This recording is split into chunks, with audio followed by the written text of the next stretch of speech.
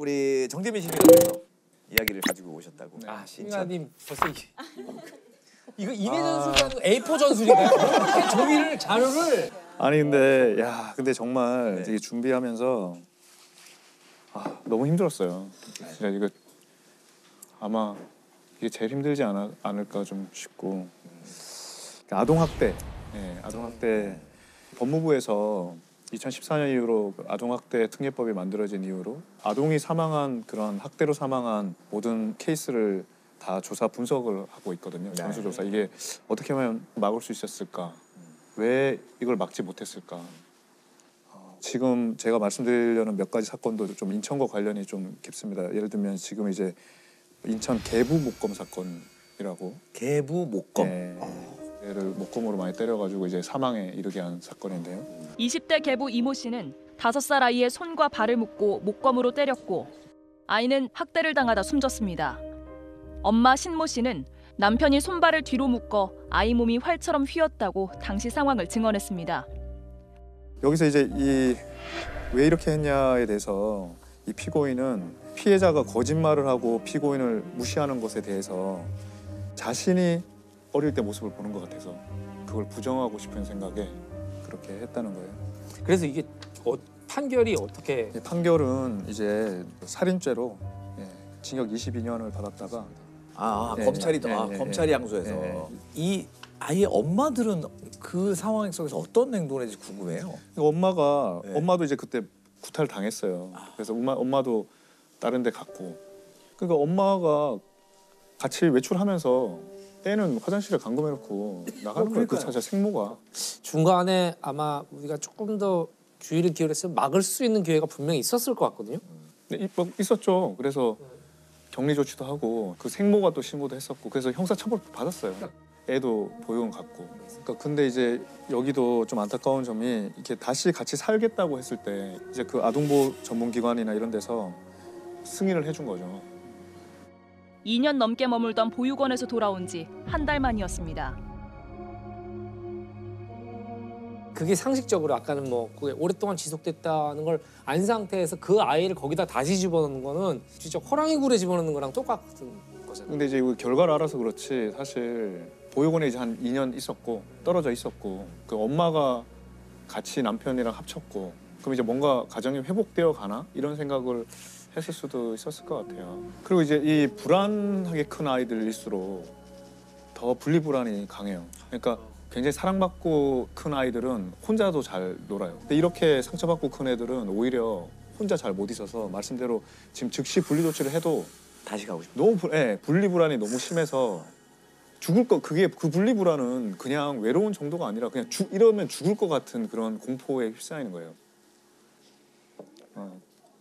계속 이 아동학대 사건은 뭐 작년 올해 계속 지금 계속 우리 공분을 살 정도로 얘기가 많이 나오고 있어서 사건이 좀 많습니다 이게. 그래서 그 천안 계모 캐리어 가방 사건인데 9살 어린이를 여행용 가방에 7시간 넘게 가둬 결국 숨지게 한 의붓어머니 A씨. 검찰은 A씨에 대해 살인과 아동복지법 위반, 특수상해 등의 혐의를 적용해 구속 기소했습니다. 때린 거 맞습니까? 학대 혐의 인정하세요? 자, 읽어드릴게요. 피고인은 자기 배로 나온 누구가 자신의 게임기를 피해자가 옮겨놓은 것으로 의심하여 피해자를 계속 추궁하고 이에 피고인의 과도한 체벌과 지속적인 학대로 위축되어 있던 피해자가 사실은 피고인이 그 엄마가 옮겨놨어요. 피고인이 위 게임기를 옮겨놓은 것임에도 피해자가 거짓말을 하였다는 이유로 내부 옷방에 있던 여행용 가방 가로 50cm, 세로 70cm 되게 작죠 캐리어가 를 거실로 가지고 나와 피해자 키가 132cm고 어깨 넓이가 34cm 어깨 넓이가 34cm인데 거기 들어가라고 한 거예요.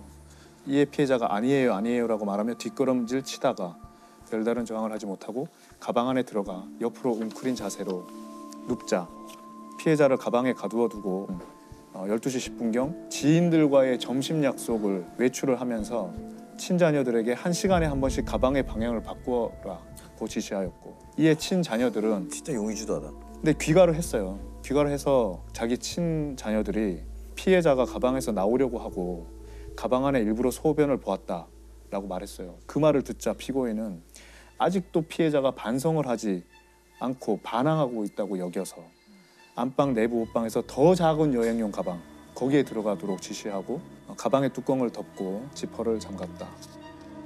의붓 어머니가 가방 2개를 번갈아 가며 7시간 넘게 가뒀었다고 진술했습니다. 의붓 어머니의 더 잔혹한 학대 사실이 검찰 수사에서 추가로 드러났습니다. 계속해서 피고인은 제2 가방을 세웠어요. 그 안에는 피해자의 머리가 바닥을 향한 거예요. 바닥을 향하고 목 부분에 눌리게 되니까 이렇게 거꾸로 됐으니까. 그래서 숨쉬기가 어려워진 피해자가 엄마 숨이 안 쉬어져요 라는 말을 하자 그 말을 듣고 피해자에게 정말 숨이 안 쉬어져? 거짓말 아니야? 평소처럼 심리적으로 위축되어 피고인의 추궁에 반대 의사를 표시하지 못한 채 내 거짓말이에요. 아, 거짓말이라고.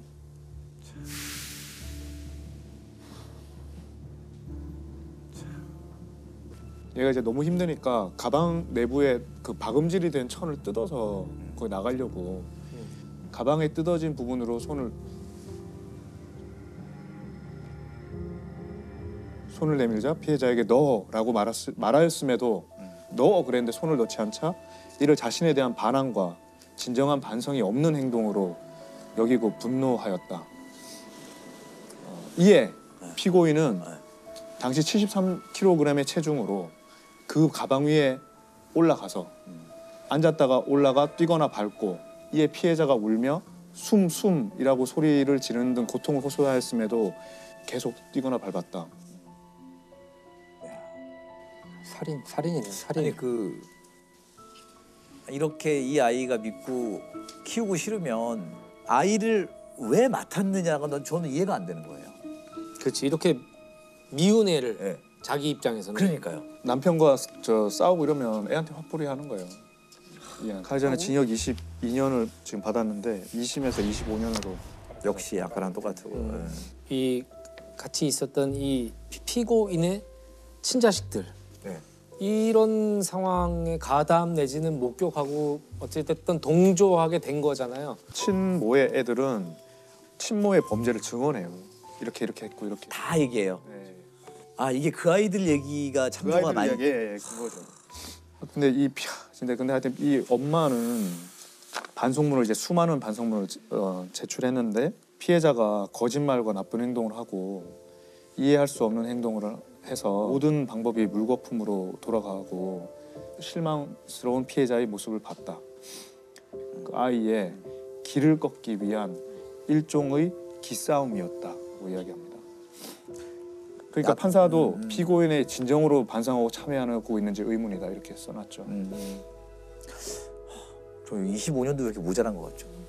피해자의 유족과 학교 선생님, 이웃 주민이 기억하는 피해자는 밝고 명랑하고 춤추기 좋아하며 친구들과도 잘 어울리는 어린아이였다. 꿈이 경찰관이었대요. 경찰관이 꾸미던 아이는 피고인의 지속적인 학대 가운데 점차 말수가 줄고 잘못하지 않은 것도 잘못했다고 인정하는 등 가정 안의 왕따로 외롭게 지내다가 엄마라고 부르던 마지막까지 숨을 외치며 자신을 구해줄 것으로 믿었던 피고인에 의하여 그렇게 생명을 잃었다. 나의 의사와 상관없이 친밀해하는 사이가 있죠. 가족이죠, 바로. 가족이고 오늘 말씀드리고 싶은 것은 가정에서 일어나는 성폭력. 가정폭력이 사실 폭력으로 인식되는 데까지 우리가 되게 오랜 시간 걸렸듯이 친족 성폭력 문제도 사회의 문제, 개인이 해결할 수 있는 개인적인 문제가 아니다라는 것에 대해서 인식을 한 지가 그렇게 오래되지 않았어요. 의붓 아버지 살인 사건입니다. 92년 1월 17일에 이제 경찰서로 강도 신고가 옵니다. 한 가정집에 강도가 침입했다는 신고였고 현장에 경찰에 가보니 안방에서 어떤 중년 남성이 누워서 가슴에 칼에 찔린 채 이미 사망을 해 있었고요. 중년 남성의 딸이 공업용 테이프로 손발이 묶인 채 근처에 있었어요. 집에 현금이 좀 없어진 걸로 확인이 됐고 현장을 조사하던 경찰이 좀 이상한 점을 발견을 해요. 사망한 피해자의 딸 A라고 할게요. 이 A가 이미 대학생이었는데 아빠와 함께 잠을 자고 있었던 것으로 보이는 흔적을 발견했거든요. 대학생 딸이 아빠랑 자는 게 그렇게 일반적이지는 않잖아요. 그래서 수사관이 조금 이상하다고 의심을 했었고 아버지를 칼로 찌르고 금품을 훔쳐간 강도가 딸은 전혀 건드리지 않았다는 점 그리고 일반적인 강도 사건과 조금 다르다고 이제 경찰이 판단을 해요. 그리고 또 살펴보니 이 아버지는 A의 친아버지는 아니고 의붓 아버지였다는 점을 이제 확인을 했어요. 그래서 경찰이 조금 이상하다는 생각을 하면서 이 A라는 딸에게 약간 거짓말을 해요. 너희 아버지 응급실에서 봤는데 살았더라라고 거짓말을 합니다. 사실 아버지가 살았다고 하면은 안도하는 모습을 보여야 하는 게 일반적일 텐데 예상하지 못한 반응을 이제 냅니다. 막 소리를 치면서 안 된다고 얘기를 해요. 그리고 현장에서 제3자의 지문이 발견이 되었어요. 근데 그 지문은 A 양과 같이 대학교를 다니는 이제 B군의 지문이었고 이 B군이 체포가 되고 A 양이 내가 죽였어요. B군은 잘못이 없습니다라고 이제 얘기를 합니다. 의붓 아버지를 살해한 범인은 바로 이 A 양과 A 양의 남자친구 B군이었던 거예요. 확인을 해보니 사망한 피해자는 살인의 피해자이기도 했지만 A 양은 12살 때부터 이 의붓 아버지에게 신족 성폭력을 당한 피해자였던 것이었습니다. A 양과 B군이 고민을 하다가 이제 좀 끔찍한 계획을 세우는 거죠.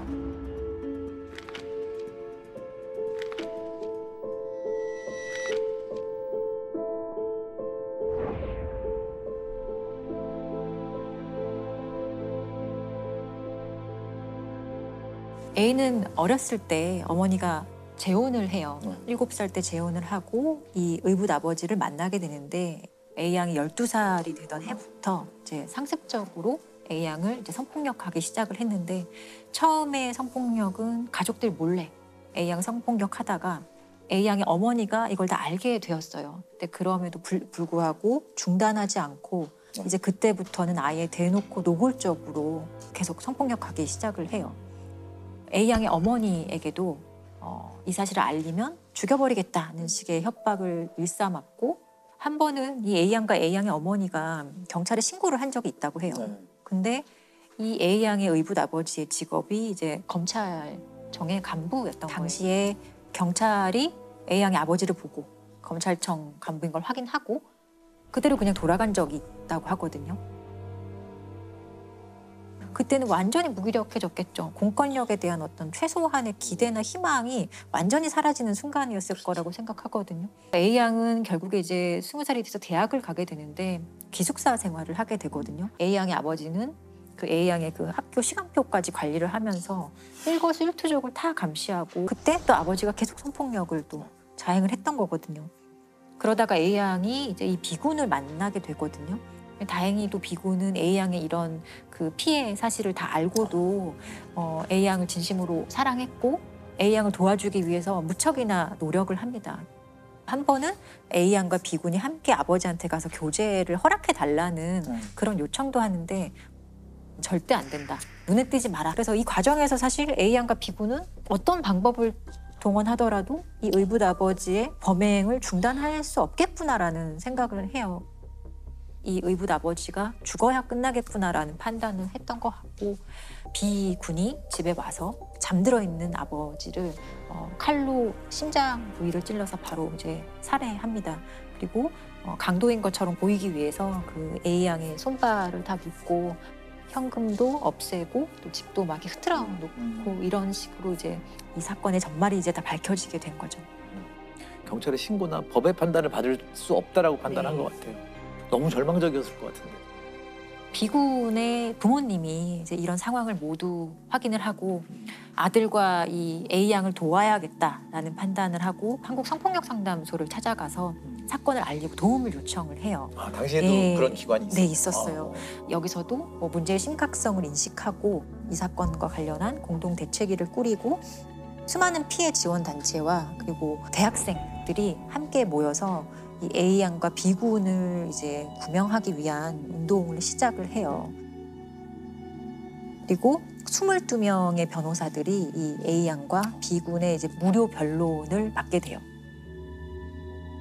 저는 그 당시에도 제가 이 막 신문 기사 찾아보고 해서 너무 가슴 아팠던 게 A 양이 어떤 얘기를 했냐면 구속된 후 감옥에서 보낸 7개월이 지금까지 살아온 20년보다 훨씬 편안했습니다. 밤이라는 시간이 이렇게 아름답다는 것도 처음 알았습니다. 더 이상 밤새도록 짐승에게 시달리지 않아도 되었기 때문입니다. 제가 벌을 받을 테니 비를 선처해 주세요라고 A 양이 얘기를 했고요. 들을수록 참 잔혹하다. B군도 어머니 다음으로 사랑하는 A가 무참하게 짓밟히는 것을 알고도 나 자신이 아무것도 할 수 없다는 걸 느낄 때마다 죽고 싶은 마음뿐이었습니다. 나는 A의 의붓 아버지를 죽인 것이 아니라 내가 사랑하는 A를 살린 겁니다. 라고 최후 변론을 합니다. 결국에 B군에게는 징역 5년, A 양은 징역 3년에 집행유예 5년 선고가 납니다. 자신을 성폭행해온 의붓 아버지를 살해한 혐의로 기소된 피고인에게 징역 3년에 집행유예 5년을 그리고 피고인에게는 징역 5년을 선고한 원심을 확정했습니다. 양의 경우 범행 과정 내내 소극적으로 개입해온 점을 고려해서 징역 3년에 집행유예 5년을 선고한다고 밝혔습니다. 그러나 그는 범행을 사전에 계획해 직접 저질렀고 결과적으로 엄정한 법 질서를 무너뜨린 점이 인정돼 징역 5년에 실형을 선고하지 않을 수 없다고 재판부는 밝혔습니다. 이게 사회적으로 너무 이제 이슈가 됐었던 사안이고 이들이 살인을 할 수밖에 없었던 이유에 대해서 사실 많은 사람들이 공감을 했었던 사안이라서 결국에는 이들에 대해서 특별 사면과 이제 복권을 단행을 하는데요. A 양은 사면이 되고 이 B군도 남은 형기의 절반을 이제 감형받게 돼요. 이런 식으로 사건은 이제 종결이 됐고요. 이게 단순히 어떤 피해나 피해 가족의 개인적인 불행인가? 우리 사회가 고민해봐야 되지 않을까라는 고민을 시작하면서 신족 성폭력의 심각성에 대해서 이제 사람들이 관심을 드디어 가지게 되죠. 그리고 94년 4월 1일부터 시행된 성폭력 범죄 처벌 및 피해자 보호 등에 관한 법률이라는 것이 최초로 우리나라에 시행이 됩니다. 이 법률이 제정되면서 처음으로 친족 관계에 의한 강간, 강제 추행이 이제 법률적으로 개념이 잡히고 이 친족 성폭력은 좀 줄어들었나요? 친족 성폭력은 성폭력 범죄 중에서도 가장 이 암수율이 높은 범죄예요. 신고하지 않는 것도 있지만 못 하거든요. 한 4%대 정도의 신고율을 가지고 있어요. 사건을 이제 처음 접했을 때가 생각이 나는데 큰아버지에게 사실 오랫동안 함께 살면서 성폭력 피해를 당한 사안이었는데 너무 저한테 온갖 데서 전화가 오는 거예요. 가해자들의 제가 봤을 때는 사돈의 8촌까지 전화가 온다라는 생각이 들었거든요. 사실 그렇게 너가 열심히 안 해도 돼. 제가 원래 어렸을 때부터 그랬어. 아니면 착각했을 수 있어. 그냥 예쁘다고 그런 건데 제가 들은 적이 있어요. 끊임없이 저에게도 회유와 협박을 하는 거죠. 너무 혼란스러운 거예요. 왜냐하면 나는 피해자를 지원해주는 변호사인데 내가 가정 파괴범이 됐나라는 생각도 들 정도로 혼란스럽게 하거든요. 그걸 겪으면서 와, 이 변호사한테도 이러는데 피해자한테는 얼마나 더 했을까. 그리고 피해자를 그렇게 적극적으로 지원해주는 가족이 있는 경우를 저는 본 적이 없어요. 완전히 이제 평온했고 정상적으로 보였던 가족이 해체된다는 것을 인정해야 되는 거기 때문에 그것을 받아들이는 것이 되게 어려운 거죠. 가족들이 피해자의 편에 설 수 없다는 것이 믿겨지지 않는 상황인 것 같네요. 두 가지 사례 좀 더 말씀드리면 되게 와닿으실 것 같은데 7년간 미성년자인 친딸 2명을 수차례 강간하고 추행한 사건이 있었어요. 광주에 사는 50대 A씨는 친딸 2명을 지난 2012년부터 7년 동안 성폭행한 혐의로 재판에 넘겨졌습니다. 이들 자매는 당시 초등학생이었습니다. A씨는 딸들이 잠을 자거나 심지어 숙제를 하고 있을 때도 강간하고 추행했습니다. 딸들이 집에 없을 때는 신체 사진을 촬영해 보내라고 시키기도 했습니다. 딸들이 초등학교 학생이던 시절부터 강간과 강제추행을 상습적으로 합니다. 딸의 신체를 촬영해서 사진을 보내라 이런 요구도 하고요.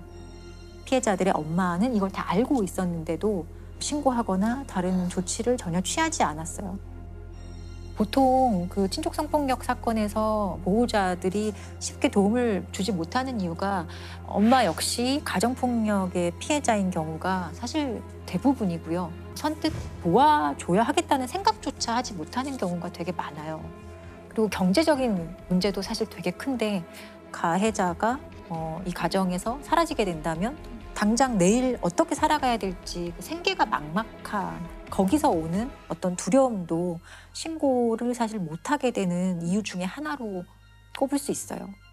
현장에서 보면 이런 것도 되게 커요. 그리고 이제 친오빠가 성폭력한 사안인데 피해 여동생이 성폭력 피해자인 제가 가해자와 동거 중입니다라는 내용의 국민청원을 올린 적이 있고 이제 29만 명이 청원에 동의했던 사실이 있어요. 아직도 재판은 진행 중인 사안이고요. 이 사안도 오빠가 친동생을 성폭력하고 그 성폭력 상황을 이들의 부모는 오빠에게는 아주 여러 명의 변호사를 붙여주면서 무죄 변론을 시키고 이 피해자는 국선 변호사가 홀로 어렵게 싸워 나갔던 사안이에요. 없어서 제가 많이 못 보는 게 아니라 신고가 되지 못하는 사건이죠. 생각해 보세요. 나의 자식이 한 명은 가해자고 한 명은 피해자예요. 부모가 어떻게 할까요? 부모가 피해자 편 들어주는 부모는 없어요. 가해자가 된 우리 다른 자식을 어떻게 하면 최대한 살릴 수 있을까를 고민합니다. 이런 사안을 보면 사실 친족 성폭력 피해자가 가족들의 지지를 받는다는 것은 현실적으로 정말 어렵고 오히려 기대하는 것이 이상할 정도의 상황인 거죠.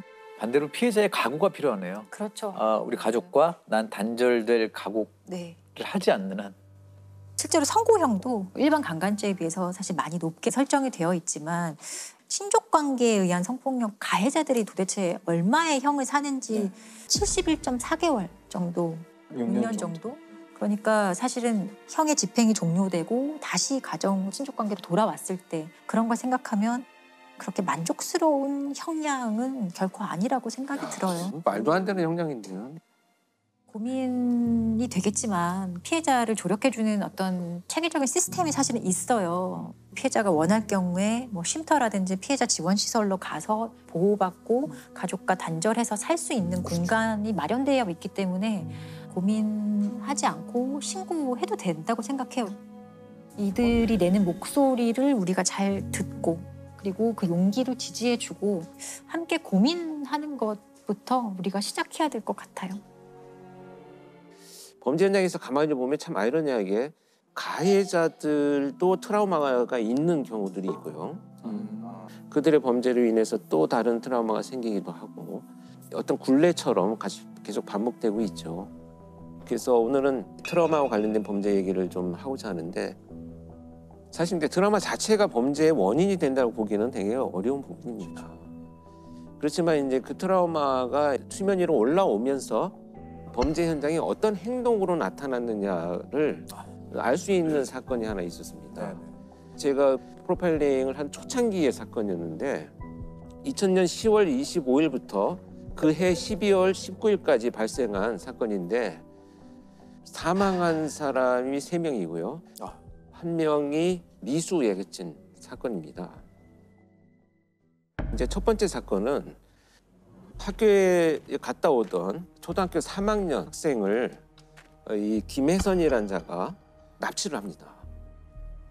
그래서 강간 살해하고 나서 이 시신을 유기하고 갔는데요. 온 마을 사람이 찾다 보니까 이 아이가 어디에서 발견됐냐 하면 야산 중턱에 있는 굉장히 큰 묘가 있습니다. 거기 그 묘 위에 아이가 팔을 정말 십자가처럼 이렇게 벌리고 전시를 하듯이 이렇게 눕혀져 있었어요. 좀 이해할 수 없는 행동이죠. 왜냐하면 범죄자의 심리라고 하는 것이 기본적으로 시신을 어떻게든 은폐하고 그 발견이 지연되도록 만들고 가는 것이 기본적인 범죄자들의 범행 이후의 행동인데 팔도 이렇게 벌려놓고 전시를 해놓은 것처럼 나타났습니다. 그래서 그때 당시에 이제 굉장히 논란이 많았었죠. 이 행동에 대해서 열심히 수사만 전개되고 있던 와중에 두 번째 사건이 발생을 합니다. 그 19살 된 여학생이 귀가하던 중에 이 김혜선을 또 마주칩니다. 그런데 그 피해 상황을 모면해서 이제 도주를 하죠. 그리고 경찰에 신고를 합니다. 그래서 이때 몽타주가 만들어집니다. 그리고 첫 번째 사건에서는 족적 한 2개를 발견을 합니다. 그런데 이 족적과 몽타주를 가지고 계속 수사를 이어가고 있는 와중에 안타깝게도 이제 3번째 사건이 발생을 합니다. 근데 이 3번째 사건은 고등학교 다니는 누나와 이 남동생이 농로를 걸어가고 있는데 김혜선이 이 피해자 아이들을 덮쳐서 밀어서 농로 밑으로 추락을 시킵니다. 남매를 공격한 이 김혜선은 이 남동생 목을 졸라서 살해를 하고 이 누나인 여학생을 야산 쪽으로 끌고 올라가서 끈으로 묶고 강간 살해하고 나서 피해자의 신체 일부를 훼손을 해서 가지고 그 현장을 떠납니다. 자, 근데 여기에서 족적이 발견이 됩니다. 근데 이 족적이 첫 번째 현장에서 나타난 족적과 동일하게 나타납니다. 그래서 이걸 이제 연쇄 사건으로 판단을 하고 일단은 신발을 찾는 수사를 전개를 했는데 한 집을 방문을 했는데 마당에 진흙개비가 내린 이 마당에 이 족적과 같은 신발의 족적이 있는 집을 발견을 합니다. 그래서 투입이 된 수사관들이 현장에서 피해자의 신체 일부와 현장에 썼던 끈, 또 칼 이런 도구들을 발견을 하고 체포를 하게 된 이런 사건입니다. 전북 고창에서 발생한 엽기적인 연쇄 살인 사건은 어제 검거된 이웃마을 30대 남자가 저지른 것으로 밝혀졌습니다. 강간 전과자로 일정한 직업이 없이 흉기와 노끈을 소지한 채 조용했던 농촌 마을에 씻을 수 없는 충격을 안겨줬습니다. 약간 범인은 사이코패스라고 봐야 될까요? 저는 지금 아마 검사를 했다면 상당히 높은 점수를 가진 사이코패스의 성향을 갖고 있다고 봅니다. 제가 현장에 투입이 됐었던 사건이고 면담을 실제 들어갔을 때도 이 김혜선이 저한테 이제 굉장히 얼굴에 미소를 띠면서 자신 있고 즐거운 표정으로 했던 얘기는 뭐냐면 그 시기에 자기가 동물을 학대한 내용들을 설명하는 과정이었습니다. 갈등이나 이제 어떤 그 스트레스 요인이 됐을 때 있는 동물들한테는 다 잔혹행위를 저질렀는데 사실 성장을 해가지고 사람한테도 같은 방식으로 공격 행위를 하면서 자존감이 회복되는 그런 느낌들인 거죠. 전형적인 사이코패스의 모습을 진짜 드러내는 이런 자였죠. 아, 그러면은 무덤에 눕혀가지고 이렇게 전시하듯이 했던 그 이유가 뭘까요? 네, 그것이 이제 가장 의문스러웠죠. 출장을 가서 이제 면담을 하기 시작을 했어요. 근데 왜 그랬느냐라는 질문에 화가 나서 그랬다는 거예요. 화가 나서. 그런데 화가 났다는 표현조차도 지금 이 행동을 도무지 해석할 수 있는 연결고리를 찾을 수는 없었습니다. 그래서 저는 이제 면담을 이어가면서 끝없이 뭔가 이 사람의 어떤 삶의 궤적을 들여다보면 아마도 이 행동의 어떤 원인을 찾을 수 있지 않겠는가. 이제 끝없이 여러 질문들을 했어요. 저도 질문을 계속 이어가던 중에 자, 이제 어린 시절의 이야기를 하기 시작을 했습니다. 그래서 아주 어린 시절부터 이유 없이 이제 자기는 가정폭력을 심하게 받았다는 거예요. 아버지한테 밥상을 뒤집어 엎고 두들기고 맞고 이런 일들이 있었다고 합니다. 자, 이제 문제는 뭐냐면 그런 학대를 받고 나서 늘 옷을 벗긴 채로 쫓겨났던 거예요. 그래서 그 바깥에서 이렇게 오들오들 떨고 있는 장면들이 늘 그 마을에 있던 친구들한테 노출이 된 거죠. 근데 이 시골 마을이라고 하는 것이 중학교도 같이 가고 고등학교도 같이 가고 이렇게 평생을 이렇게 벗는 것에 대한 노출이 굉장히 이 사람은 처벌이었던 거죠. 그래서 지금도 나는 반팔 반바지 안 입어요. 긴팔 입고. 네. 그 말을 듣는 순간 아, 이것은 지금 이 굉장한 연결고리가 있는 것이구나 이제 알게 된 거죠.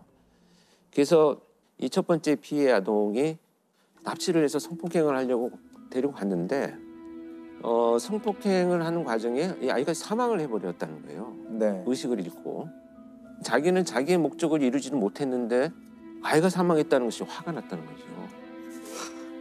그래서 자신이 극도로 혐오스러워하는 이런 노출을 통해서 피해자를 거기다 전시해놓고 마치 형벌을 준 것처럼 이렇게 생각을 했습니다. 자기가 갖고 있는 트라우마를 결국은 범죄 행동에서 그렇게 표출되는 특이한 유형의 범죄죠. 트라우마에 대해서 좀 과학적인 연구도 많이 되고 있다고요. 제가 듣기로는 원래 트라우마라 그러면은 이게 굉장히 이제 심리적인 이제 문제라고 보통 다들 알고 계신데 이 트라우마에 어떤 생물학적 근거가 있다, 생리학적 근거가 있다는 연구들이 이제 속속 밝혀지고 있대요. 그래서 그 사람의 뇌에서 크게 이제 편도체와 해마라는 부분이 이제 기억과 관련해서 중요한 역할을 하는데 뱀을 봤을 때 깜짝, 화들짝 놀라잖아요. 그러니까 이런 역할을 편도체에서 하게 되는 거고 우리가 일단 뱀을 봤지만 뱀이지만 저건 작은 뱀이니까 괜찮아라고 차분하게 이성적으로 판단하는 게 이제 해마가 하는 역할이죠.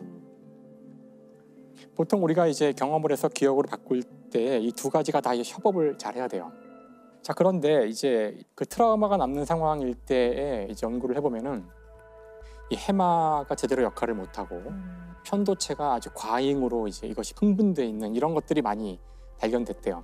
그러니까 이게 무슨 뜻이냐면은 어떤 기억들은 이것이 제대로 이성적으로 판단해서 그것에 대한 가치가 평가돼서 남는 것이 아니라 그냥 공포나 불안 이런 것들하고만 결합된 상태로 남는 거죠. 그래서 이제 이런 사실이 이제 알려지게 되니까 그 트라우마에 어떤 생물학적 이유가 있다는 뜻은 거꾸로 이걸 생물학적으로, 생리학적으로 해결할 방법을 찾을 수 있을지도 모른다는 거예요. 그래서 따라서 이 뇌에 이 아까 얘기한 편도체나 이 해마에 어떤 물리적인 자극을 주어서 트라우마를 약간 완화시키는 그런 실험들도 실제로 이루어지고 있더라고요. 그러니까 앞으로 이제 트라우마를 저희가 뭐 약으로 극복할 수 있거나 그런 단서를 줄 수도 있는 거죠. 범죄 피해자들의 트라우마에 대해서도 좀 중요하게 다뤄봐야 될 문제인 것 같아요. 그렇습니다. 결국은 가해자들에 대해서 뭐 서사를 만들기 위해서 트라우마를 연구하는 건 아니니까요. 그들의 행동을 이해하기 위해서 우리가 연구를 했다면 사실 피해자, 그다음에 그 남은 가족들까지도 이 트라우마가 심합니다. 아까 그 김혜선 사건에서 중간에 몽타주를 만들었던 그 도주한 그 피해 여성은 그 사건이 2000년도 사건이잖아요. 지금도 바깥에를 거의 못 나오신다고 합니다. 그 두려움이 아직도 커서. 그다음에 이제 어떤 그 성폭행 피해자는 그 범인한테 났던 뭐 비누 냄새나 향수 냄새 이런 것들이 이제 인상 깊게 남아 있다가 유사한 냄새를 맡게 되면 온몸이 얼어붙어서 이제 움직이지 못하는. 해마다 발생하는 수만 건의 범죄 뒤에는 상처를 입고 힘들어하는 피해자들이 존재합니다. 연쇄살인범 유영철에게 희생된 피해자의 친동생이 스스로 목숨을 끊었습니다. 안양 초등생 유괴 살해 사건의 피해자 이양의 아버지 이천 씨가 7년간 술로 괴로움을 달래다 딸의 곁으로 갔습니다. 납치하는 거 다 정말 어떻게 살아요? 자식을 본 죄인인데 무엇을 말을 어떻게 하는 게 아니고 내가 지금 그 얼굴을 보려는지 지금 우리 딸이 땅속에 묻고 살면. 사실 범죄 피해라고 하는 것이 국가에서도 책임이 있다고 봅니다. 안전을 책임져야 되는 국가가 사실 소홀히 한 책임들도 있죠. 물론 가해자의 비난이 당연히 크겠지만 범죄 피해자에 대해서 국가가 구조해야 될 의무는 헌법상 의무예요. 헌법 30조에 보면 범죄 피해자에 대해서는 법률이 정하는 바에 의하여 국가로부터 구조받을 수 있다 이렇게 규정이 되어 있어요. 그래서 이 헌법상의 의무에 따라서 만들어진 법률이 범죄 피해자 보호법이라고 있어요.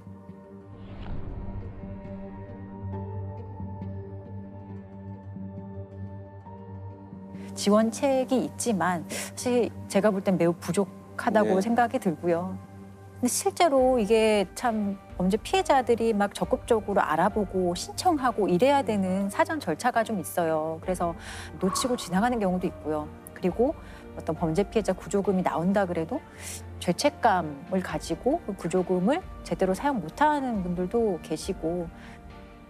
살인이나 강도 등 강력 사건의 피해자나 가족은 치료비와 장례비 등 각종 지원금을 받을 수 있지만 제도가 잘 알려지지 않고 지원금 지급 과정도 복잡하다 보니 한 해 1,000억 원 안팎의 예산 중 집행률이 10% 선에 불과합니다. 또 어떤 심리치료나 이런 것도 지원 많이 해주거든요, 실제로. 근데도 오히려 치료를 받으러 가는 그 행위가 그 범죄 피해를 더 상기시켜서 못 가겠다고 하시는 분도 그렇죠. 생각보다 정말 많거든요. 그래서 이런 분들을 어떻게 피해 회복할 수 있는 제도적인 시스템으로 이렇게 포섭할 수 있을지 거기에 대한 연구를 사실 더 많이 해야 돼요. 범인의 형량에만 계속 얘기를 많이 했던 것 같은데 피해자들이 지금 어떻게 살고 계시고 저는 피해자들을 위한 기금이 마련됐다는 얘기를 좀 처음 들었거든요. 이거 다 이용하셔야 되죠. 예.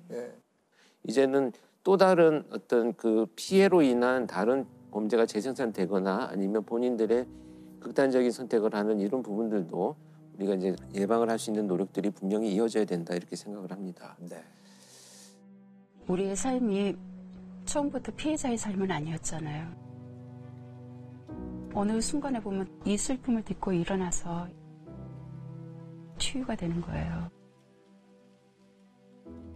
보험금을 노린 범죄도 그건도 참 저도 참 답답하고 지금도 돌이켜보면 이제 과연 아찔한 사건인데요.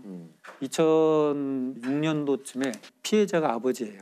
아버지가 이제 조수석에 탔고 아들이 운전하고 운전자의 어머니가 탑승하고 차량이 갑니다. SUV 차가. 근데 교차로에서 좌회전하면서 이미 정차돼 있던 소나타를 충격을 해요. 주도를. 그러고 나서 조수석에 탔던 이 망인만 가서 보니까 이미 사망한 상태예요. 크리스마스 밤에 교통사고로 한 50대 공무원이 숨졌는데요. 일가족이 타고 있던 SUV 차량이 신호대기 중이던 승용차를 들이받았습니다. 이 사고로 SUV 차량 조수석에 타고 있던 공무원 54살 김모 씨가 그 자리에서 숨졌습니다. 가족들은 가장인 김 씨가 교통사고로 숨졌다고 진술했고 서둘러 시신을 화장했습니다. 가족이 탑승한 상태에서 조수석에 탄 사람만 돌아가셨잖아요. 당연히 응급실 인턴쌤은 교통사고로 인한 사망, 의심할 여지가 없이 사망진단서 띄어졌죠. 그런데 사고 처리반은 우리 공 교수님 아시겠지만 사고 처리용 사진을 찍는 거예요. 첨부해야 돼 사진. 그 사진을 몇 장을 찍고 사망진단서는 발부됐고 사고 처리라는 것은 인정이 돼 있으니까 당연히 끝났죠. 근데 이게 이제 교통사고인데 문제는 장례 연락을 안 했어요. 부고를. 직장에도 연락하지 않고 또 형제들한테도 연락하지 않고 아무한테도 연락하지 않고 장례를 치러버려요. 화장을 해버렸어요. 그러고 나니까 이게 좀 이상한데 가족들은 수사를 요청을 해도 시신도 없고 사진만 있고 그러니까 이게 자꾸 안 풀리던 사건이 있었어요. 그리고 또 수사를 계속 진행하다 보니까 참 독특한 게 밝혀져요. 정차돼 있던 차 있었죠. 피해 차량. 그 운전자가 망인의 부인과 내연관이에요. 그 사람 자백을 합니다. 실은 내가 이렇게 해서 서 있으면 어디에 몇 시에 돼 있으면 와서 이렇게 해서 교통사고 보상금 2001년도부터 한 14개 정도 들어놨거든요. 14개. 7억여 원 정도 수령을 하는데 내가 좀 나누겠다라고 내가 그때 나왔다. 이렇게 자백을 합니다. 근데 어떻게 죽였는지 난 모른다. 그건 들은 바가 없다. 그래서 법정에서 밝힐 수가 없죠. 그래서 결국 보험 사기로만 1심에서는 정리가 돼요. 아들은 보험금 수령하자마자 외국으로 갔어요. 그러니까 기소 중지가 되고 그 부인은 보험 사기로 5년형 또 공범인 내연하면 1년 징역 살고 경찰은 이제 단순 보험 사기뿐만 아니라 살인 사건으로 이제 중점을 두고 증거에 대한 계속 추적을 했습니다. 왜냐하면 그때 탔던 SUV 차량 충돌 과정에도 에어백이 터지지 않았어요. 또 하나는 그때 교통사고 분석을 해보니까 시속 약 40km 미만으로 가고 있었던 속도이기 때문에 탁승자가 사망할 수 있다 이렇게 생각할 수가 없는 상태거든요. 근데 지금 2008년도에 저한테 이제 자문 의뢰가 됐죠. 근데 시신이 없구나 그러면 할 수가 없어요. 제 입장에 참 어렵다. 사건 계획을 다시 한번 들어봤어요. 그래서 보니까 그렇게 했는데 사진상 보면 전방 유리창이 2군데가 깨져 있어요. 거기에 2군데가 충돌돼 있으면 누군가가 2번 부딪혀야 되거나 또는 조수석이니까 뒷좌석에 탔던 부인이 부딪히거나 네네. 부인과 운전자인 아들은 아주 정상이거든요. 네. 근데 이게 좀 이상하다.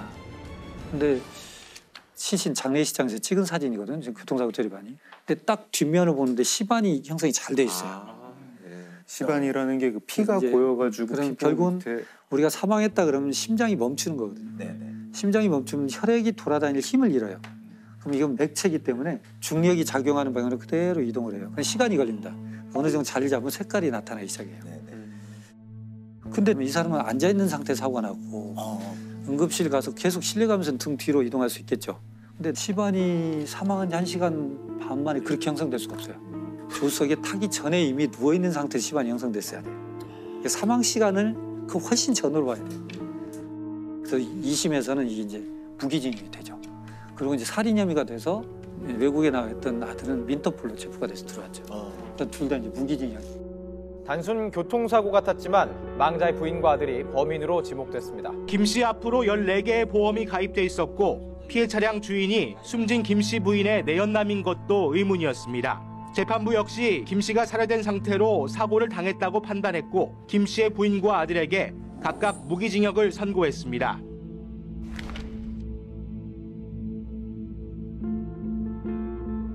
이게 만약에 등 사진을 안 찍었으면 영영 그렇죠, 몰랐던 거네요.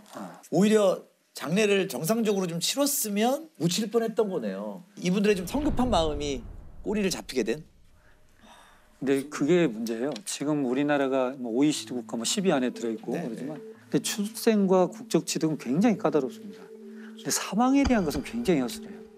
다시 말씀드려서 원래는 장례를 치르기 위해서는 의사가 사망 진단서를 띄워주고 이 사망 진단서를 가지고 동사무소에 가서 국가한테 사망 등록을 해야 돼요. 국가가 사망 등록을 받으면서 이상 여부가 없으면 장례 허가증을 줘야 돼요. 이걸 가지고 장례를 치러야 돼요. 화장 매장 허가증을 가지고. 근데 우리나라는 사망 등록이 그렇게 안 돼 있어요. 장례를 다 치르고 사망을 한 날로부터 한 달 이내에 동사무소 가서 신고하면 되거든요. 그러니까 뭐 필터링이 없는 거예요. 볼 수 있죠. 근데 또 중요한 건 사망 진단서가 없어도 돼요. 인후 보증이라 두 사람의 보증만 있으면 사망 등록이 또 가능합니다. 인후 보증이라는 게 그 버두자 쓰는 그냥 그렇죠. 가족도 아니고 그냥 지인이 와가지고 해주면 됩니다. 이 죽음에 대해서 객관적 검증의 제도가 필요하다는 거예요. 네네. 우리는 결국 범죄 연관성 중심으로 법의학을 생각하거든요. 그래서 변사란 말을 주로 해요. 변사. 근데 변사는 너무 애매모호하고 주관적이어서 우리 법의학계에서 변사 가이드라인을 만들었어요. 사고, 자살, 수용소, 병원 내 사망, 신원불상, 부패 뭐 이렇게 따져보면 뭐 안 걸린 게 없어요. 거기에 해당되면 당연히 검시를 해야 됩니다라고 정해놓으면 개별 사건을 이렇게 경찰관이 검사한테 가고 검사한테서 판사한테 영장을 청구 이 시스템이 없어져요. 네. 신속하게 이루어지면 여기가 해당되기 때문에. 제가 현직에 이제 CSI나 프로파일러 근무하면서 가장 필요하다고 생각했던 지금 말씀하신 부분이에요. 변사. 네. 이 처리 과정에 법의학자가 판단할 수 있는 기회가 거의 없어요. 법의학자는 판단하지 않습니다. 네. 어린아이들이 이제 시신으로 발견되는 경우에 보면 이게 손목을 꽉 쥐고 잡혀서 끌려간 건지 아닌지 바로 현장에서 확인만 된다면 공범이 있는지 여부 아니면 이 관계성에 대한 수사를 방향을 잡을 수 있는데 이게 다음날 그 다음날 영장 발부가 되어야만 부검을 하니까 이미 뭐 범죄자들한테 도망갈 시간을 벌어주는 거나 마찬가지. 이 죽음에 대해서 판단은 의사가 해야 된다고 저는 생각을 합니다. 다른 나라 같은 경우는 어떤 과정을 거칠까요? 우선은 예, 금방 말씀하신 대로 검시법이 따로 있어요. 행정법처럼. 그렇죠. 네. 이런 죽음은 검시해야 된다라고 하면 법이 정해져 있어서 여기에 해당되면 당연히 법의학연구소로 와요, 시신이. 그러니까 우리가 CSI 보면 법의학연구소에 시신이 들어오잖아요. 경찰도 못 들어가요. 부검감정서가 나오면 경찰이 와서 그걸 가져갈 뿐이에요. 사건을 풀어가기 위해서. 이거에 대해서 누가 부검을 해야 된다 말아야 된다 상황 케이스 바이 케이스가 아니에요. 행정적 절차는 신속한 일이 벌어지고 책임성이 갖춰하는 의미에서 검시법이 좀 통과됐으면 좋겠다. 만들었으면 좋겠다. 사실은 범죄인데 그냥 유야무야 지나간 죽음이 꽤 있을 수 있을 거예요. 그리고 범인은 살아가고 있는 분들도 꽤 있을 것 같고. 이호 선생님 얘기 들어보니까 사후에 여러 가지 처리를 모든 과정을 잘 처리해야겠다는 생각이 좀 드네요. 그러니까 죽음도 탄생만큼이나 적법하게 처리해야 된다는 말씀이신 것 같아요. 우리가 주민등록 번호를 부여하는데 엄격했다면 주민등록 번호가 사라지는 것도 엄격해야 되죠. 그렇죠. 네. 되게 중요한 얘기네요. 피고인 송 씨 3가지 혐의로 기소됐습니다. 자, 2003년 4월입니다. 이 송 씨, 여성입니다. 송 씨의 아버지가 교통사고를 내요. 합의 문제로 이제 합의금도 필요하고 하니까 가족 전체가 경제적으로 좀 힘들어집니다. 그래서 그때 이 가족들이 이런 생각을 해요. 점 한번 보자. 그런 생각을 할 수도 있죠. 네. 과학적으로 옳으냐 여부를 떠나서 그런 생각하는 거야 뭐 이상하진 않습니다. 네. 그걸 비난할 수는 없어요. 그런데 마침 이 송 씨의 친언니, 언니의 중학교 스승, 선생님이었던 진모 씨가 신내림을 받았어요. 그래서 교사를 그만두고 점 쳐주고 기도 대신해주고 이렇게 살고 있는 거를 알게 됐습니다.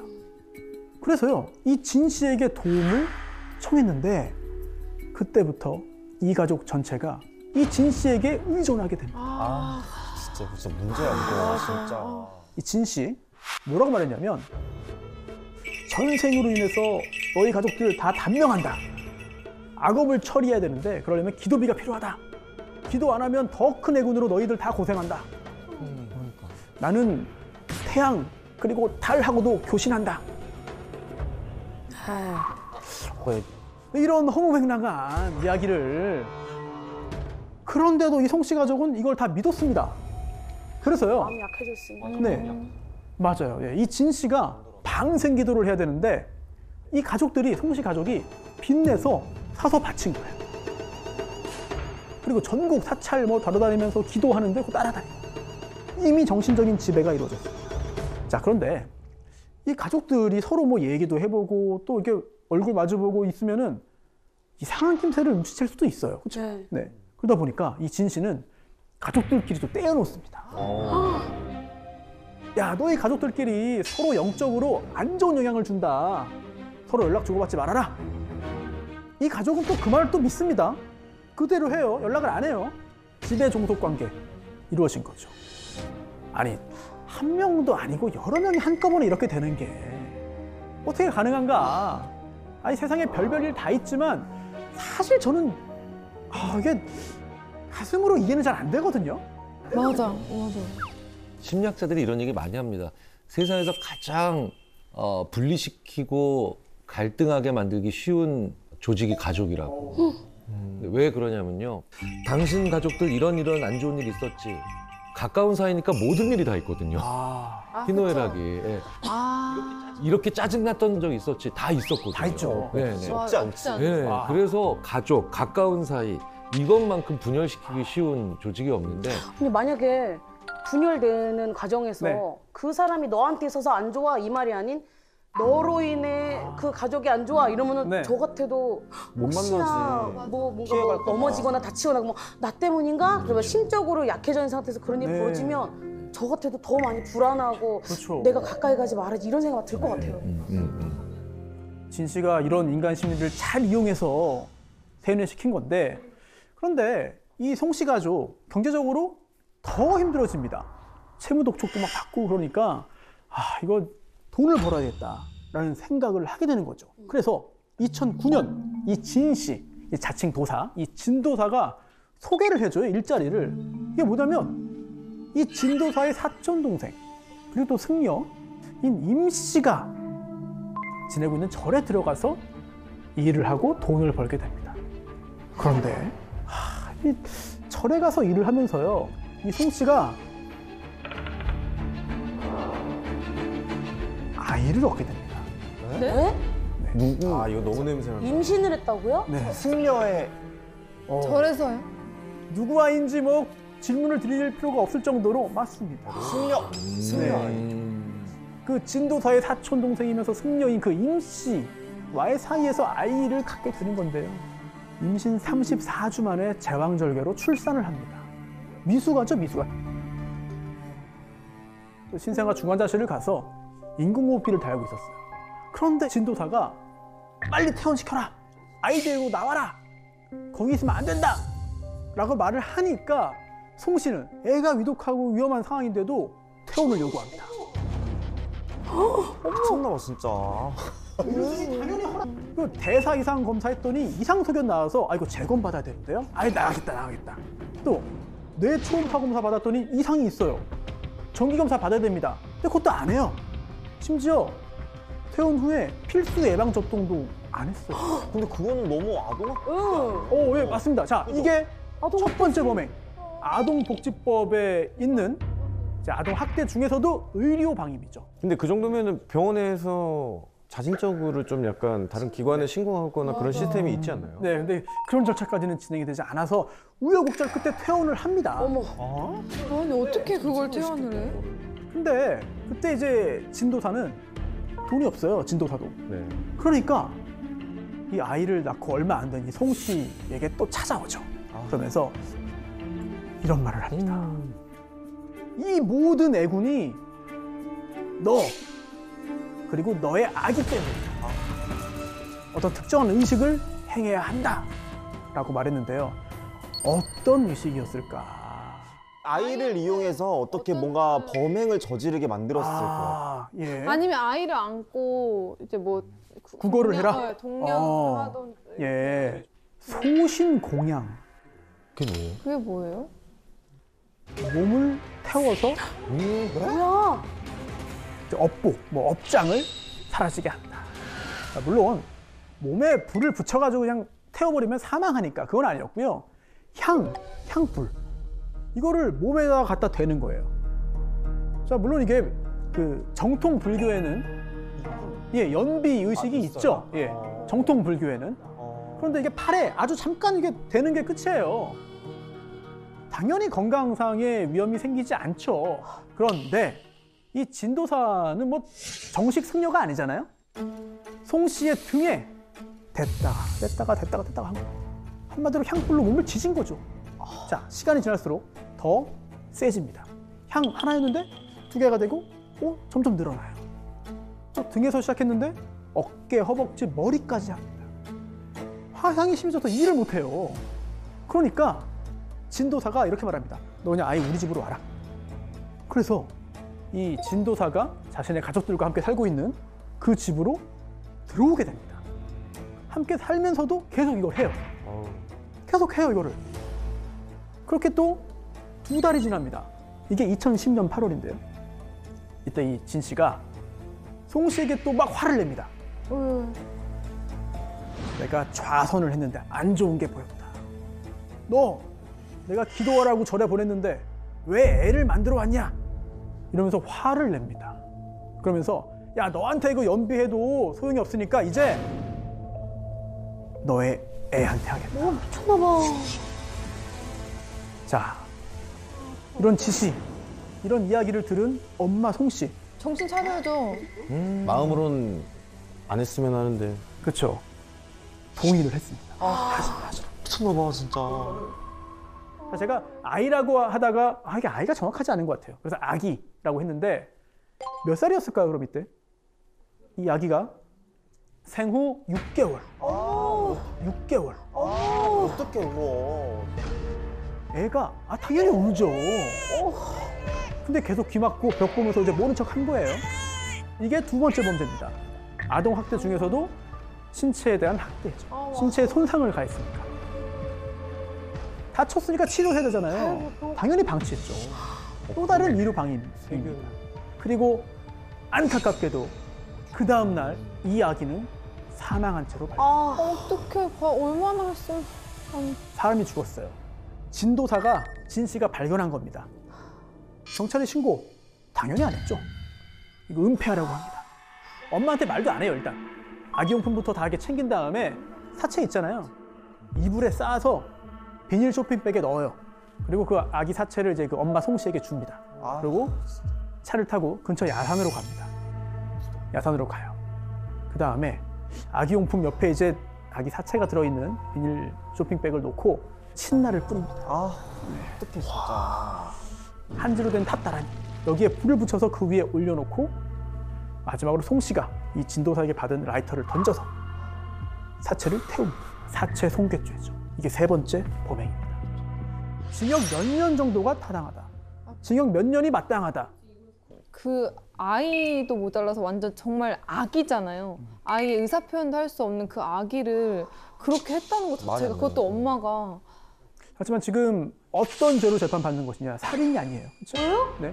3개 말씀드렸잖아요. 아동학대, 네, 의료방임과 신체적인 손상 그리고 사체 손괴입니다. 이미 죽은 상태에서. 그러니까 목숨을 끊는 과정은 없어서 그런 거예요. 뭐 그런 게 더 있어요. 그 세 가지로만 기소가 됐어요. 그 세 가지로만.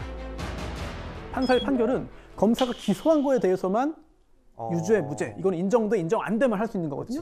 네, 그래서 검사가 살인으로 기소 안 했는데 살인죄라고 할 수는 없는 겁니다. 네, 그건 배제하고 이 세 가지로만 판단할 수 있는 거고요. 여기서 또 하나. 지금 이 재판은 진도사에 대한 재판은 아니에요. 이 엄마 송 씨에 대한 재판입니다. 이걸 생각하셔야 됩니다. 진도사였네. 진도사. 이 사건 벌어지고 그 다음 해에 죽었어요. 병으로. 명이 다해서요? 팔자대로? 그렇죠. 너무 억울하다. 재판 결과 징역 2년. 예? 2년이요? 2년이고요. 아동학대 치료 프로그램 80시간 이수 명령까지 나왔어요. 저는 정말 이해가 안 돼. 너무 가볍다? 이해가 안 돼. 제 애기들 볼 때 너네 의지로 태어난 게 아니고 엄마 아빠가 너희들이 보고 싶은 거야. 그래서 너희들이 세상에 온 거야. 그러면 거기 있어서 이제 걔의 역할은 끝난 거예요. 걔는 두 발로 걷기만 해도 칭찬받아야 하고 밥 먹어도 걔는 칭찬받아야 되고 똥만 잘 싸도 칭찬받는 애들이거든요. 근데 걔가 의지가 전혀 없단 말이죠. 그 엄마가 자기가 무슨 이상한 정신적으로 나약한 생각을 하던 간에 저는 그 형량 자체가 이해가 안 가는 거예요. 근데 이거를 심신미약 상태로 볼 수 있나요? 아니요, 심신미약은 이 재판에서 인정되진 않았어요. 그쵸. 네, 그런데도 징역 2년 나온 겁니다. 네. 징역 2년이 선고된 그 계산 방법을 좀 알아야 되겠죠? 네. 재판에서 어떻게 형을 정하느냐. 이제 형법에는요, 각 죄마다 정해져 있는 그런 법정형이 있어요. 근데 피고인이 2개 이상의 범죄를 범해가지고 한꺼번에 재판을 받게 되면 어떻게 하느냐? 제일 무거운 형, 이거의 2분의 1까지만 가중을 해요. 이게 끝입니다. 이게 끝입니다. 예를 들어서 사기꾼이 도둑질도 했습니다. 사기죄, 절도죄죠. 같이 재판을 받아요. 그러면 사기죄의 법정형은 10년 이하의 유기징역이고요. 절도죄는 6년 이하의 유기징역이거든요. 둘 중에 어떤 게 더 높습니까? 사기가 높죠. 그럼 사기 10년 이하 징역이잖아요. 그럼 사기의 10의 2분의 1, 5. 그럼 15년 이하의 징역이 되는 거죠. 이런 식으로 계산을 합니다. 그 다음에 뭐 물론 다른 가중 요소, 감경 요소, 뭐 장량 감경 가능하고 이 처단형의 범위 중에서 선고형을 고르는 거죠. 이렇게 이루어지는데, 자, 이 사건 3가지 범행이잖아요. 어떤 게 가장? 네, 자, 굉장히 좋은 의문입니다. 뭐가 제일 중요한 죄인지를 알아야지 계산이 되니까요. 아동의 신체에 손상을 가한 학대, 법정형 5년 이하의 징역 또는 3천만 원 이하의 벌금, 벌금도 가능한 거죠. 그리고 아까 말씀드린 의료적인 방임, 뭐 기본적인 보호, 양육, 치료 책임 안 하는 거잖아요. 이런 방임 역시 5년 이하의 징역 또는 3천만 원 이하의 벌금입니다. 사체 손괴 7년 이하의 징역이에요. 사체 손괴가 아동 학대보다 더 중한 범죄입니다. 그렇다면 이 3개 중에 가장 무거운 게 사체 손괴. 7년 이하 징역이잖아요. 여기에 장기의 7의 2분의 1, 3.5 더해서 10년 6개월 이하의 징역에 처할 수 있습니다. 그런데 재판 결과 2년이 된 거죠. 심신미약은 인정이 안 됐지만 사실 진도사, 이 진도사의 사이비 종교관에 지배당한 상태였잖아요. 지시에 따라서 소극적으로, 수동적으로 협력했을 뿐입니다. 그리고 자기 아이잖아요. 자기 아이가 생후 6개월에 사망했습니다. 평생 엄마로서 죄책감을 안고 살 것이다. 이것도 형량을 낮추는 요소로 작용을 했습니다. 뉴스 보면 이런 거 나오잖아요. 아, 미국에서 누가 징역 500년형 받았다. 네.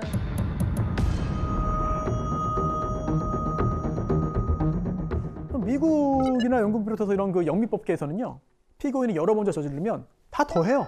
주마다 약간씩 차이는 있습니다만 대체로 징역형의 법정 상한을 두지 않는 경우가 많습니다. 그러다 보니까 뭐 수백 년, 수천 년 이런 것도 나올 수 있는 거죠. 그래서 미국의 한 30대 남성이 상습적으로 아동 성착취물을 만들었어요. 징역 600년형이 나왔습니다. 우리나라도 그렇게 돼야 되는데. 그래야 되는 거 아닙니까? 그러니까. 우리 법의 근간을 바꿔야 되는 거거든요. 아, 그럼 이게 쉽지는 않아요. 그래서 이걸 다 바꾸기보다는 좀 실효성 있는 형량이 선고되도록 양형 기준을 좀 올리고 개선의 어떤 좀 더 초점이 맞춰져 있는 상황이라고 할 수 있겠죠. 네. 자, 법률 용어는 아니지만 요즘에 많이 사용하는 용어가 있습니다. 가스라이팅. 네. 이 송 씨의 사건도 진도사의 가스라이팅에 의한 거 아니냐라고 말을 할 수 있을 텐데요. 이 가스라이팅이 참극을 부른 사건이 있습니다. 2020년 한 카페에서 일하던 60대 여성 박모 씨가 사망했어요. 그런데 맞아 죽었습니다. 절구 있잖아요. 절구공이 이거 등으로 무참하게 맞아서 죽었습니다. 당시 그 사체의 상태가 굉장히 참혹했어요. 일단 그 치아에 이제 그 노양도 있고 또 점막 출혈이 있었고요. 부피가 섬유화되어 있었고 사인은 둘력, 그러니까 그 외부의 어떤 그 힘에 의해서 내부 출혈이 일어나서 사망했는데 범인이 누굴까? 큰딸 A를 범인으로 지목했습니다. 원한에 의한 그런 관계가 복수 막 이런 게 아니고요? 공범도 있어요. 남자친구? 여동생 2명. 엄마를? 세 자매가 이런 일을 벌인 건데 체포된 다음에 이런 말을 했어요. 제가 카페 운영하면서요. 금전적으로 힘들어서 엄마한테 돈 좀 도와달라고 그랬는데 엄마가 거부했어요. 거절당해서 때렸습니다. 자, 그런데 그것만이 아니고요. 사실 이런 극단적인 폐륜 범죄의 배후가 있습니다. 무속인 김 씨. 나 지금 계속 소름 돋아. 네, 무속인은 이렇게 말했어요. 이 자매들에게 너희들 재벌가 그 남자들하고 결혼할 수 있어. 그런데 엄마가 길을 흔들어대가지고 그게 안 되는 거야. 그 사건 당일에도 이 세 자매가 이 김 씨와 메시지를 주고받습니다. 그리고 그 직후에 무참하게 엄마를 때려 죽였어요. 자, 그날 어떤 메시지를 주고받았는가? 어떻게 정신이 나갔나 뭐 저거를. 엄마에게 이런 걸 하라는 거잖아요. 잡아서 묶어라. 저 말은 법률적으로 보면 그냥 명령조다라고 볼 네네. 수 있지만 대단히 위험한 말이고 대단히 그 공격적인 말이죠. 왜냐하면 그게 자기 부모를 묶어 수치가 넘어가고 있어. 그러니까 말 하나하나가 대단히 날카롭고 그리고 굉장히 오랫동안 상처가 되는 말인데 그런 말을 듣게 만들었다면 엄청나게 많은 지속적인 세뇌가 있었겠죠. 저거 증거예요. 저희가 볼 때는. 맞습니다. 저건 자, 지시한 건데요, 정말? 그렇죠. 예, 지시가 인정됐습니다. 재판으로 넘어갔죠. 자, 세 자매 살인이 아니고요. 예? 아니, 이거는 뭐예요? 죽이려고 한 건 아니고 그냥 다치는 정도만 의도하고 이제 한 건데 결과적으로 사망했으니까 상해치사. 그런데 이제 그 존속이니까 가중처벌되죠. 존속 상해치사다. 살인은 아니었어요. 그래서 첫째 딸 A 징역 10년, 둘째, 셋째는 각각 징역 7년 받았습니다. 자, 무속인 김 씨 어떤 죄로 기소됐나? 살인교사 아니고요. 그거 아니에요? 살인교사 아니고 그거 얘기하려고 그랬는데. 죽이라고 한 건 아니다. 존속상해 교사 시켰다. 때리라고 시켰다는 거죠. 때리라고 시켰다. 징역 2년 6개월 나왔습니다. 그리고 대법원에서 이 형이 확정이 됐는데요. 범죄를 지시하면 시키면 교사죄로 처벌받습니다. 그런데 문제는 그렇지 않은 경우도 있다는 거예요. 지배만 하고 교묘하게 조종만 하는 거죠. 이럴 경우에는 우리 법상 현재 처벌 안 돼요. 처벌하기 위해서는 죄가 명확하게 있어야 됩니다. 그런데 우리 형법에 가스라이팅 죄 없어요. 심리 지배 죄 없습니다. 정신적인 통제 죄 없어요. 그거를 어떻게 증거로 남기는가도 참 그런 것 같아요. 그렇죠. 문자가 와 있고 이렇게 하면은 예, 맞습니다. 뭔가 상해 이런 예. 거 가해라라는 그런 거라도 있는데 계속 말로만 말로만 하면서 정신적인 지배를 말로만 이렇게 오면서 그러면은 어떠한 증거도 없을 것 같아요. 항상 느낀 건데 가스라이팅의 그 기준을 모르겠어요. 사실은. 지금 이 두 분이 정말 중요한 말씀하신 겁니다. 왜냐하면 가스라이팅 죄를 따로 규정하고 싶어도 하기 어려운 이유가 가스라이팅이 뭐죠? 기준이 없어. 어디까지 하면은 가스라이팅이고 어디까지 하면은 도와주는 거고 어디부터는 법이 허용 안 하는 거고 어디까지는 법이 허용하는 거죠? 이게 애매합니다. 자, 우리가 애매하면 좀 다른 나라 사례를 좀 보고 참고할 수도 있어요. 영국, 놀랍게도 가스라이팅을 포함한 정신적인 통제 그 자체가 범죄가 될 수 있다. 최고 5년의 징역형을 부과할 수 있는 강압적인 통제라는 개념을 도입했다고 해요. 즉 폭력이 없더라도 심리적으로 자유를 구속하고 억압할 수 있다. 그게 죄다. 그 자체가 죄다라는 거예요. 자, 더 글로리 보셨습니까? 네. 네, 많이 보셨네요. 네. 학교 폭력 당한 피해자의 복수극이잖아요. 그런데 이제 복수는 영화 드라마의 단골 소재예요. 맞아요. 네, 현실에서는 못하니까 영화라도 보고 드라마라도 보고 대리만족해라 뭐 이런 의미가 있지 않나 싶기도 한데, 그런데 만약 현실에서 복수극이 벌어지면 어떻게 될 것인가? 결말이 과연 통쾌하기만 할까?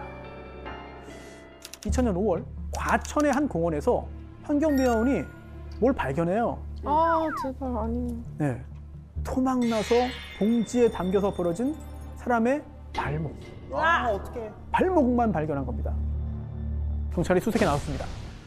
그래서요, 성인 남성의 것으로 추정되는 왼쪽 손, 허벅지, 발, 오른쪽 발, 팔뚝 발견하고요. 또 성인 여성의 것으로 보이는 오른쪽 발, 대퇴부, 몸통 발견합니다. 처참하게 토막난 시신 총 11곳에 나누어서 버려졌습니다. 자, 지문감식 해왔더니요, 공원 근처에 사는 한 부부예요? 네, 실종 신고 없었거든요. 그러니까 이제 그 집으로 찾아갔습니다. 그랬더니 아들이 있어요. 작은 아들이 집에 있습니다. 경찰이 부모님 시신이 발견됐다. 그런데 별로 놀라진 않습니다. 그러면서 3일 전에요, 성당 간다고 나가셨는데 연락이 안 되네요. 그 시신이 발견됐다는 왜 안 되냐? 경찰이 수색을 했어요. 화장실, 거실에서 혈흔이 발견됩니다. 결정적으로 시신을 담았던 그 봉지에서 그 작은 아들의 지문이 나왔습니다. 지난 21일 부부를 엽기적으로 살해한 뒤 쓰레기장에 버린 반인륜적 범행을 저지른 사람은 바로 그 부부의 둘째 아들로 밝혀졌습니다. 아들의 손으로 무참히 살해된 부부의 시신 일부는 쓰레기 봉투에 쌓인 채 인적 없는 개천변과 쓰레기장 등에 버려져 있었습니다. 23살 이모군이 부모를 살해하고 시신을 처리한 과정은 가히 엽기적이었습니다. 이 둘째 아들, 명문 K대학교에 다니던 학생이어서 더 큰 화제와 논란이 있었죠. 이 둘째 아들, 이 씨라고 하겠습니다. 2살 위 형이 있어요. 동생이 잡혀갔으니까 형도 경찰서에 갔습니다. 근데 경찰에 이런 말을 했어요. 그리고 그 한마디가 우리 사회를 굉장히 들끓게 만들었습니다. 그러니까 지속적으로 뭐 당한 게 있었나? 그러니까 학대, 나도 지금 학대 생각 어렸을 때 전문가들이 되어가시는구나. 정확합니다. 정확합니다. 나는 동생을 이해한다. 그래, 그럴 것 같았어. 동생이. 공범 아니에요? 진짜 그렇게 공범은 아니었어요. 네, 공범 아니고요. 전혀 아니고요. 그거는 도대체 어떤 일이 있었기에 형은 부모를 살해한 동생을 이해한다고 말했습니다. 먼저 동생 이 씨의 성장 배경부터 보겠습니다. 자, 아버지는요, 회사 출신의 장교였고요. 어머니는 엘리트 집안에 태어나가지고 명문대를 나왔습니다. 맞선 봐서 결혼했어요. 근데 이 엄마, 이제 아내는 그 회사 나왔고 장교니까 엄청 높이 올라가겠지 기대했습니다만 예상과 달리 일찍 공직에서 물러나면서 사이가 좀 틀어지기 시작합니다. 그리고 남편에 대한 기대가 자연스럽게 아들들에게 갔죠. 그런데 큰아들은, 첫째는 좀 반항도 하고 저항도 하고 막 그랬어요. 그랬더니 온순하고 당하기만 한 둘째, 작은 아들에게 그게 또 다 몰린 겁니다. 유치원 다닐 때 뭐 문구점, 문방구 가면 모두 사고 싶고 보고 싶고 만지고 싶고 한데 이때도 눈치 보느라고 못하고, 네. 초등학교 때도 수없이 혼나고 두들겨 맞고, 심지어 중학교 때는 나는 우리 부모에게 쓰레기 취급받았다 라는 말을 합니다. 증거도 있어요. 이 범행 2달 전부터 일기에 내가 받은 학대 이거를 다 적기 시작합니다. 그 일기의 제목이 뭐냐? 심판. 이고요. 하도 많아서 학대 사실마다 번호를 매겨가지고 쭉 적었어요. 시계 보는 법 맞으면서 배웠다. 밤늦게 먹는다고 젓가락 던지고, 다리에 피멍 들도록 맞고, 아니 자기 아들한테 너 키 작아서 사회생활 못한다 뭐 이런 말을 하기도 하고. 저 아주 극히 일부고요. 어릴 때부터 가정폭력 당했잖아요. 그것도 부모에게 성격이 극도로 폐쇄적으로 변하고 내성적으로 변하고. 그런데도 공부는 잘했어요. 그래서 좋은 대학 갔는데 부모가 뭐라고 했냐? 서울대 못 간 실패한 자식, 멍청한 자식 필요 없다, 나가 죽어라. 외로. 그리고 사건 발생 열흘 전이에요. 열흘 전. 형이 집을 넣어서 나갑니다. 나가는데 이 동생이 가서 집 나르는 거 도와주고 왔어요. 도와주고 왔더니 엄마가 물어봤습니다. 형이 다 잘했냐? 답을 했겠죠? 근데 엄마는 너 왜 이렇게 성의 없이 말하냐? 이러면서 또 막 화를 내요. 그랬더니 동생이 이제 발끈합니다. 생애 첫 반항을 해요. 생애 첫 반항. 왜 형한테만 관심을 가져요? 집까지 구해줬으면 됐지. 형이 집 얻었는데 그 보증금 필요하잖아요. 이거를 대출 받았는데요. 그 동생 이름으로 대출을 받아서 집으로 구해줍니다. 얼마나 서운합니까? 그런데 도와주고 왔는데 또 이렇게 욕을 먹으니까 터져버려요. 그러면서 그동안 내가 받았던 서름, 억울함을 이제 직접 얘기해요. 생애 처음이에요. 처음. 그러면 이제 엄마가 어떻게 나왔을까? 나는 그런 적 없다. 왜 그때는 말 안 하고 갑자기 지금 말하냐? 이게 자식 도리냐? 정신병원에 하나 가라. 이렇게 몰아붙이고요. 그러고서는 아버지한테 또 혼난 거죠. 역시 마찬가지. 다 지난 거 왜 지금 얘기하냐? 이렇게도 모욕을 한 거예요. 얘는 혼자였네. 이 씨는요, 방에 틀어박힙니다. 남남처럼 얼굴도 안 봐요. 뭐 먹긴 해야 되잖아요. 엄마 아빠 잘 때 밤에 몰래 나와서 해결하고 또 들어갑니다. 그런데 그 기간 동안 엄마 아빠는 관심도 안 보이고 물어보지도 않았습니다. 이렇게 6일째 되는 날, 이 씨가 한밤중에 양주를 마셔요. 집에 있던 양주를 마시고 나옵니다. 그리고 자고 있던 어머니를 망치로 살해했습니다. 그리고 4시간을 방 앞에서 서성이다가 결국은 아버지까지 살해합니다. 자, 경찰이 왜 죽였냐? 라고 물었더니 부모님이란 생각이 안 들었고 제 인생을 해코지하고 저를 못 살게 굴고 저를 그러면서요. 처음 사과를 내가 요구한 그날 사과를 듣고 싶어서. 네. 미안하다 한마디만 했어도 나는 다 잊었다. 결국 1심 사형, 2심 무기징역으로 내려가고요. 대법원에서 확정돼서 지금 무기수로 복역 중입니다. 근데 당시 기준으로 보면은요. 피해자의 수 1명 아니라 2명이에요. 피해자의 관계? 오, 부모를 죽였어? 끔찍한 범행수법? 죽인 다음에 어떻게 했느냐? 등등등. 사형이 아닌 게 오히려 이례적입니다. 그동안 부모로부터 이제 받은 정신적인, 육체적인 그런 학대로 인한 피해 의식이 강했고 스스로의 존재 가치를 상실했다. 절망감이 있었다. 이걸 고려한 건데 사실 이런 상황에 이르기까지 우리 이웃이 몰랐다는 거. 우리 사회의 책임도 일부 있다는 메시지를 사법부가 전하고 싶었던 게 아닌가라는 생각도 듭니다. 너무 마음이 좀 아프죠. 네.